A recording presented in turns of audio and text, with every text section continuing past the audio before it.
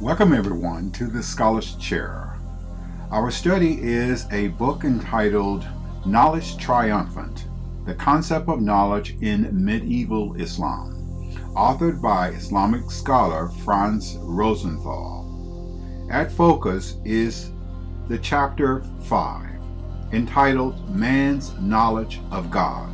It has been noted that man's knowledge of God is not mentioned in the Quran.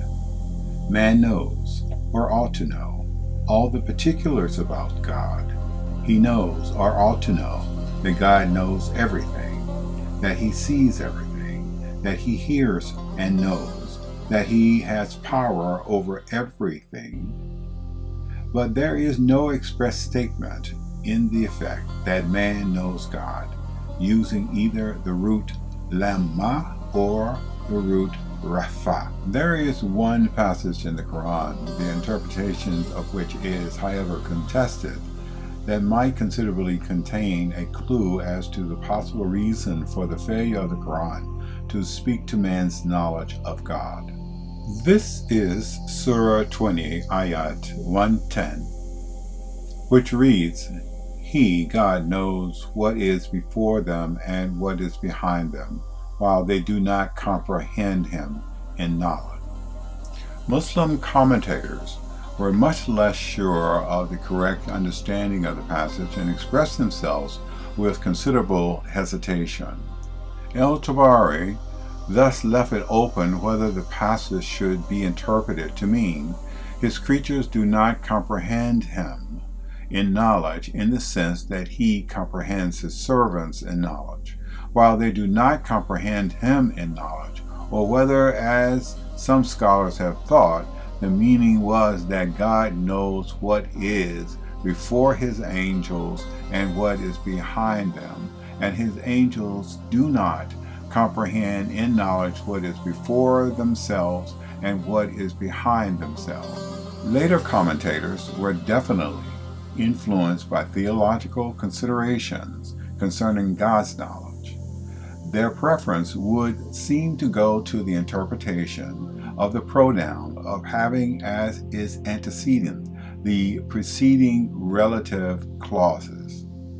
The Zahirite Ibn Hazm, it is true, appears firmly convinced that Habib refers to the knowledge of God which human beings are unable to possess in its entirety. For everything that can be comprehended by knowledge in its entirety would have to be limited and finite, and God, of course, is neither limited nor finite. Ibn Hazm is also inclined to interpret the phrase, some of his knowledge, in Quran, Surah 2, Ayat 255 and Ayat 256, as indicating a limited knowledge of God that man may have if it is given to him by God. However, other scholars state it is no doubt that the word ilm is to be understood in the sense of mulun, object known. No essential knowledge of God is therefore involved in either passage. If we dispense with all theologically determined subtleties of interpretation, it is perfectly obvious that the pronominal suffix must be understood as it, according to the common Arabic usage of having a pronoun reflect back to the preceding sentence or thought expressed. It thus means their entire fate as known to God. If it were possible to understand the pronominal suffix as referring to God, we might have here the authentic explanation of the reason for the lack of any mention of man's knowledge of God in the Quran. Some of the Muslim interpreters did in fact assume the reason which made the prophet hesitate to speak about knowing God would be that man was felt by him to be unable to have a comprehensive knowledge of God. Even without the supporting evidence of the Quran, This might very well have been the case. If the Quran also never speaks of knowing about God, this might have had its reason in the Prophet's firm conviction of God's manifest existence, which did not require man's acknowledgement or needed to be made one of the subjects of the prophetical preachings. Yet, all this is quite uncertain. For all we know, the assumption of mere chance may be the preferable explanation for the absence of any mention in the Quran of man knowing God. In its philosophical discourse of the Quranic vocabulary, El-Isfahani stated that it could well be said that someone knows about God, but it would not be possible to say that someone knows God, because the human knowledge about God derives from reflection about the observable signs of his works, but is not, as the term ilm would imply, of necessity, a perception of his essence. This kind of reasoning is hardly applicable to the language and intellectual climate of the Quran, nor is it a distinction that could be said to fit the later history of the idea of man's knowledge of God in Islam in any consistent manner. Ilm and ma'rifah can be employed with little tangible distinction in this respect, although ma'rifah may appear to have been the term more commonly used. The real distinction derived from the various purposes connected with the notion of knowing God in the minds of those who spoke about it. The subject, as such, was taken up and discussed in Islam at a very early date, even if it did not constitute a topic of discussion in the Quran. This is hardly surprising, seeing that it has engaged the mind of man since pre-Islamic times and was particularly alive in Christian circles. Hence, some stimulus for its discussion might have come to Muslim scholars. The knowledge about God belonged, as we had seen, to the earliest stages of the attempt to define faith. Ignorance of God was said to constitute unbelief, kufr, corresponding to the Quranic contention that man can know only what God wants him to know, and Hermetic saying, reported by El-Mubasar, made the point that human beings would not be constituted to achieve knowledge of the majesty of God were it not for the fact that he has made himself knowable to them through the divine revelation of prophets. When Muslim philosophers in the Aristotelian tradition spoke about knowing God, they referred to the various proofs for God's existence. The true debate of man's knowledge of God came from what is comprehensively called mysticism, a conglomerate of a wide variety of outlooks on religious phenomena. Among mystics, the knowledge of God was a crucial concept.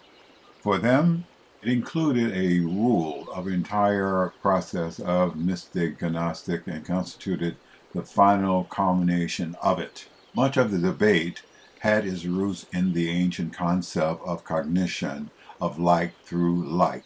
In antiquity, the theory was widely, if it seems wrongly, believed to have originated with Pythagoras and his followers. However this may have been, it played a considerable role in Greek epistemological speculation and is encountered under many disguises. It obviously entailed the exclusion of any knowledge of God by man, unless it was assumed that man possessed in himself some part of the divine, enabling him to assimilate to the divine and to obtain at least some imperfect knowledge of God. Such was indeed the accepted doctrine of the Neoplatonists, mystics, and Christians in late antiquity. From there, it passed on directly to the Muslims. Sufism, deeply committed as it was to the basic nobility of God, at times succumbed to the harsh realization that a knowledge of God was possible only for God Himself.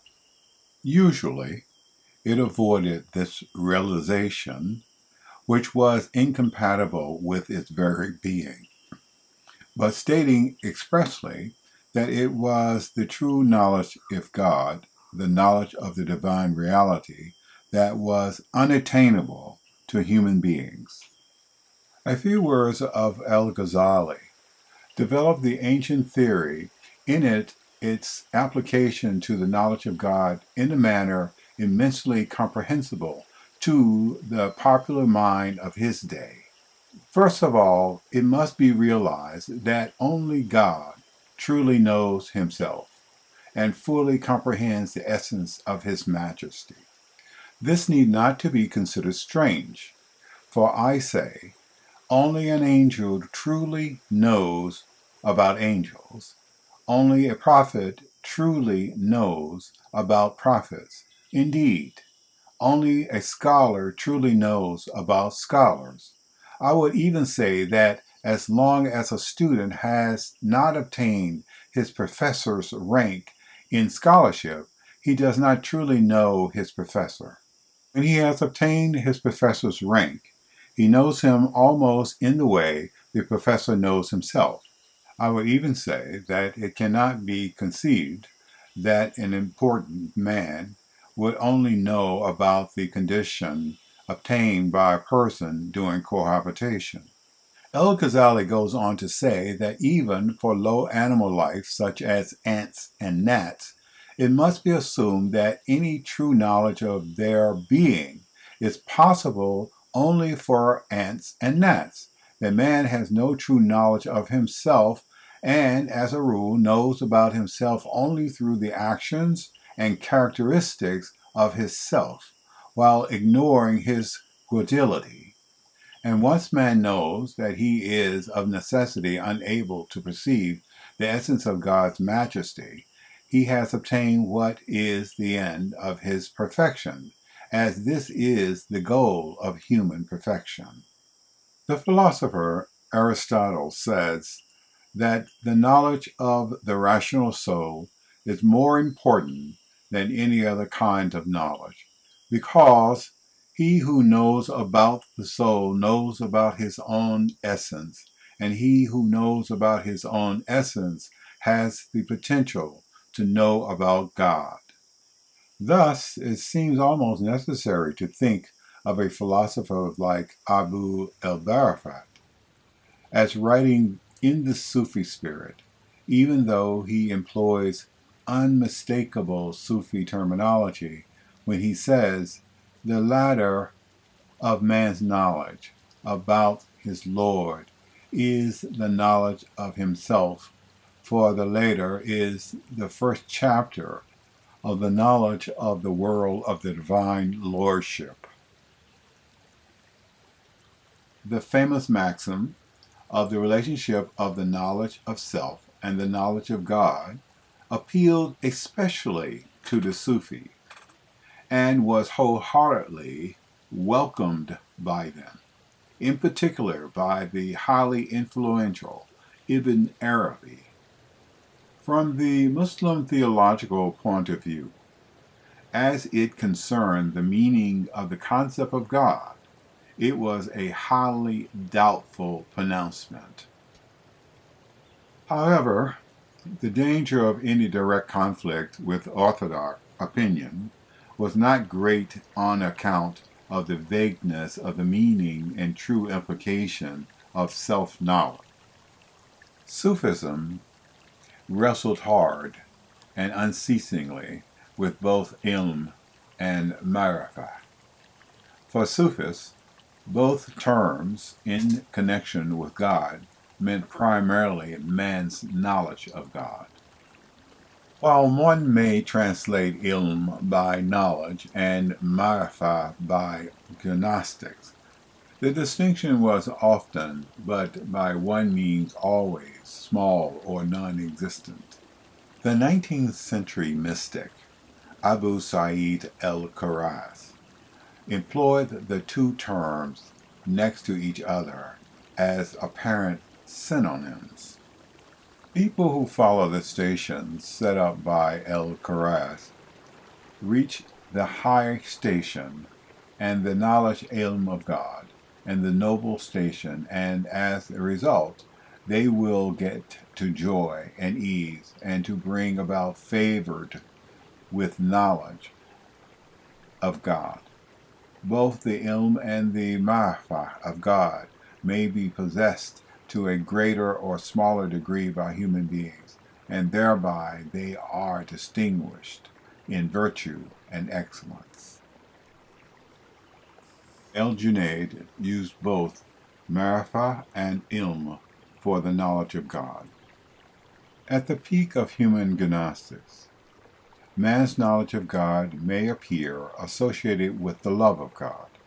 As early Sufis is said to have remarked that he loved God because God has bestowed upon him, among other favors, his knowledge of him. And a writer on the mystic love mentions a group following the opinion that love is marifah, and that marifah occurs after the full realization of love. The combination of knowledge of God with his love was, of course, as little restricted to Sufism as that of the knowledge of God with the fear of him, which is attested in the prophetic traditions as well as among Sufi authors. Ash-Shahili, a Sufi writer, wrote, "A man's reliance upon his possession of the knowledge of God is sufficient protection for him against all other harm the world might do to him, whereas anyone who wants more than such knowledge suffers more harm than all the malice of the world taken together could do to him." A Sufi writer wrote, "The knowledge of God is the true meaning of mystic union. This is the way he expressed this idea. Your reaching your Lord means you're reaching the knowledge of him, except for that God's majesty excludes that anything might unite with him, or that he might unite with anything." In fact, the possibility or impossibility of man's knowledge of Rabb depended in Sufi thinking upon the various views concerning the general relationship of man to the divine. Where union was considered attainable, or where monistic doctrines entered the field, some human knowledge of God was automatically omitted. But at the same time, it could also be said that only God knows God. Abu Yazid el-Bistami felt that the claim of gnosis with regard to the essence of the truth equal God was ignorance, and the claim of knowledge with regard to the reality of gnosis was a crime. Muslim scholars have written, the intellect itself was unable to state who God was until God anointed its eyes with the light of divine uniqueness. For, as many scholars have written, the only guide to God and the knowledge of God is God himself.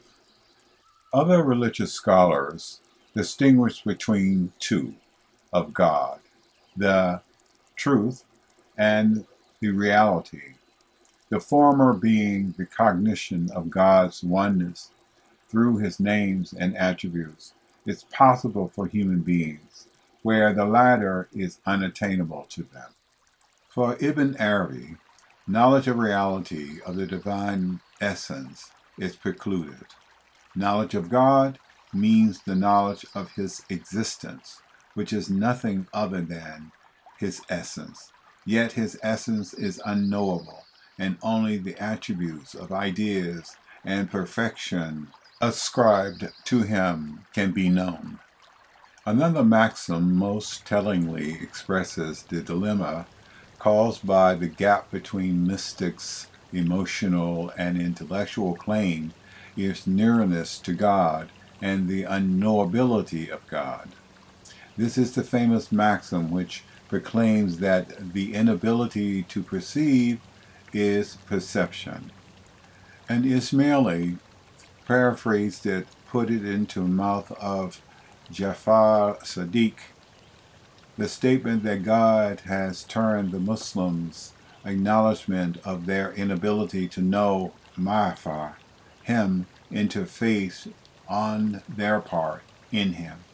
The maxim was also described to the Caliph Abu Bakr, who said in a sermon, "Praise be to God, who prepared the way for man's knowledge of him, just through his inability to obtain knowledge of him." Abu Talib al-Malik once quoted Abu Bakr when he stated, "Man's knowledge of God, or his ignorance of God, which none can call knowledge in this connection, was above all a mystic concern in Islam. It is to be understood as the most essential part of the mystic endeavor and of the mystic concern of knowledge in general." With its emphasis on the desirability and basically possibility of knowing God through some sort of essential knowledge or gnosis, mysticism attempted to fill a vacuum left by the theologians and provided for the discussion of an aspect of knowledge which was all but read out of existence by the various concepts of God's being, and knowledge evolved in the theological debate about the divine attributes. The majority consensus, however, reached eventually was again expressed clearly and forcibly by El-Ghazali. The knowledge about God is the end of every cognition and the fruit of every knowledge. According to all schools of thought, there is no true knowledge of God for man, but human knowledge is achieved some realization of his being. In Ishmaelism, influences from Greek philosophy, principally Neoplatonic, made knowledge and the sciences a constantly recurring theme. While the outward appearance for everything is what observed by the senses, the inner reality depends for its establishment on knowledge. For a man like Nasser I Khosrow in the 11th century, faith and knowledge were almost identical concepts. More or less particular to Shiism were such matters as, number one, the special knowledge possessed by Ali and the Imams among his descendants. Number two, the use of Marifah for the knowledge of the essentials of Shiite beliefs, which in a way parallels the early use of Marifah in the definition of faith. And number three, the esoteric symbolism of knowledge, which seems to have been restricted by and enlarged to Ishmaelism. And four, the particular manner in which secular knowledge was related to religious concerns. Religious knowledge was, of course, stressed in Islam generally as a qualification for leadership of the Muslim community. But an extraordinary role played by the Shia Imams led to sometimes extravagant claims for them as depositories of all knowledge, natural as well as supernatural. Knowledge is light from the perspective of Sufism. Light has always been a favorite concept of spiritual terminology. In particular, It has served as a metaphor for knowledge as distinct from darkness of ignorance.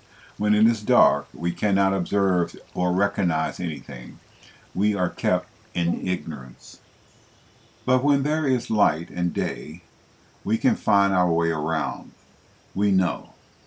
This simple experience of man was transferred to matters of the mind and spirit at the early date of the most remote history of mankind, for better or worse, for there is always some potential danger in even the most natural and innocent verbalization of the human imagination.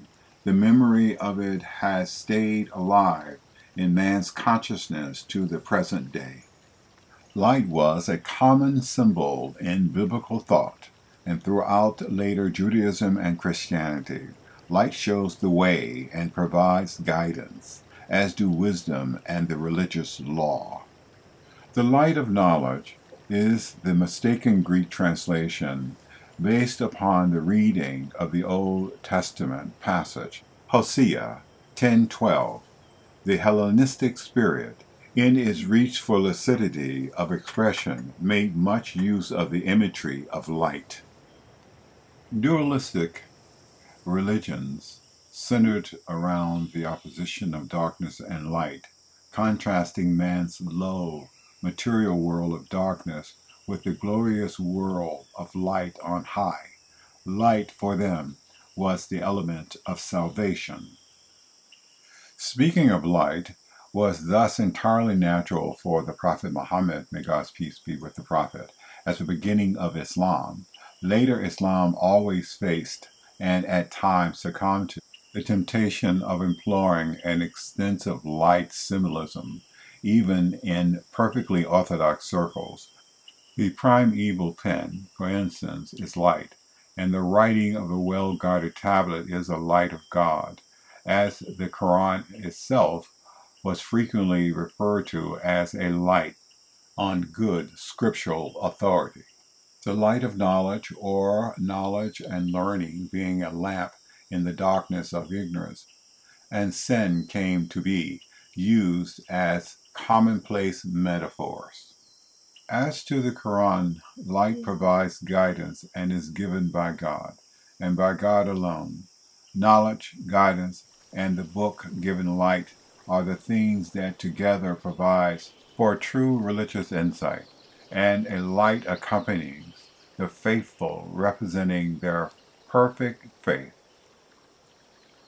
Faith thus is a light in the heart, and later mystic writer could very well describe the gnosis of God as a fire and faith as a light. In a famous Quranic verse, it is said that God guides to his light whomsoever he wishes. El-Ghazali once stated that God alone is light in reality. There is no other true light. All other uses of the term light must be understood as metaphors.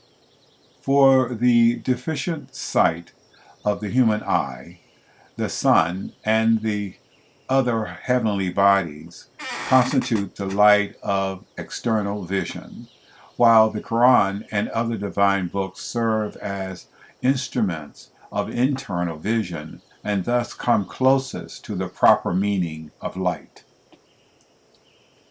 Light is the metaphorical expression used to indicate sense perception and intellectual insight. Its real source in all cases is the deity, who is the light per se, and such requires no external source of light, but emanates light upon everything else in the appropriate quantity. Thank you for watching another edition of the Scholar's Chair. We will see you next time when we bring you more scholars from around the world.